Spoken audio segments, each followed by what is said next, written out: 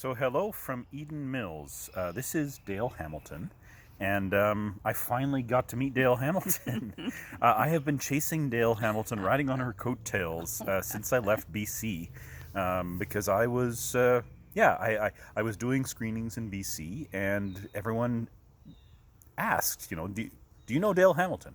Because Dale Hamilton has been doing a live theater show touring, talking about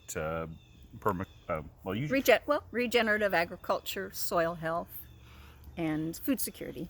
So there's some common interest there, and so last night Dale welcomed me here to Eden Mills, and when we chatted, it was a very small crowd, but we had small but mighty, and we had a farmer named Mark show up, and it was a good discussion. He brought a lot of knowledge and some perspectives that I hadn't heard before, which was great.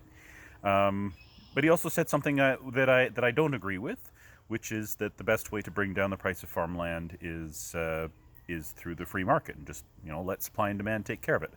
I don't think that's working, but he's not here to defend himself. I'm not gonna put him on the spot like that. But I do want to sort of ask the question, and Dale, maybe you have some thoughts about this. How can we bring down the price of farmland? What do you think about that? Yeah, I think Mark's point, the farmer last night,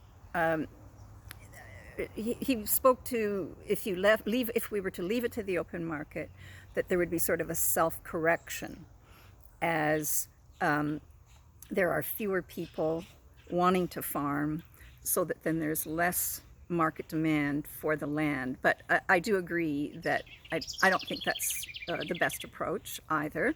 For one thing, it's just so impossible to control what the market's going to do. So I'm more of the mind that cooperatives, land sharing, communities of people, deliberate communities of people coming together, communities of common interest who want to grow food, have a sustainable, ecologically sound lifestyle, come together to either create a land trust, an easement, an opportunity to see land more as not something to be purchased, having nothing to do really with the free market, but rather that a stewarding of the land, rather than this whole ownership thing. So that would mean people, in some cases, leasing land, renting land, instead of going through the whole purchase thing, because then, of course, as we heard, of course, in Devin's film, that creates such a level of stress, financial stress and debt burden, etc., that if what your rental amount is per month, that's much more predictable. And hopefully it could involve, long-term leases, like, 99-year lease land trusts, so that at least a generation or two, know where they can go with it. There's some predictability, stability, but also if the one community, let's say extended family, if people decide it's not what they want to do anymore, or they kind of age out of it, that then they create a succession plan so that a new group of people, presumably younger, could take over and, carry on, sort of outside of the whole, market milieu.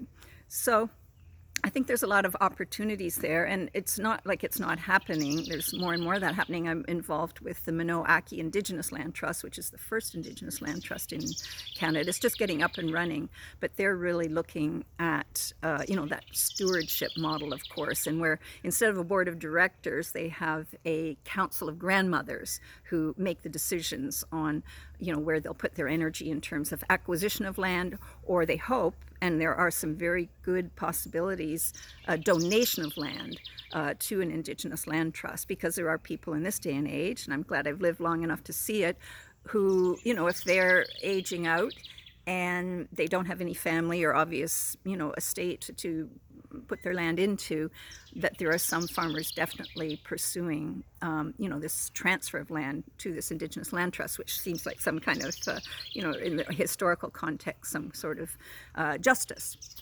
Yeah, I thought it was really, it was nice to have hear some people say something positive about leases, because most of the farmers I've talked to avoid them because, of course, leases are short term and they don't have security. And so exactly what you said, I think leasing can work, and it's way, way cheaper than trying to own the land. But it needs to be long term. Yeah. And so, yes. So that was, I guess, our discussion about ownership and easements and leasing. I am off to Brockville for the Brockville Arts Center in a couple days. And yeah, I'll see you there.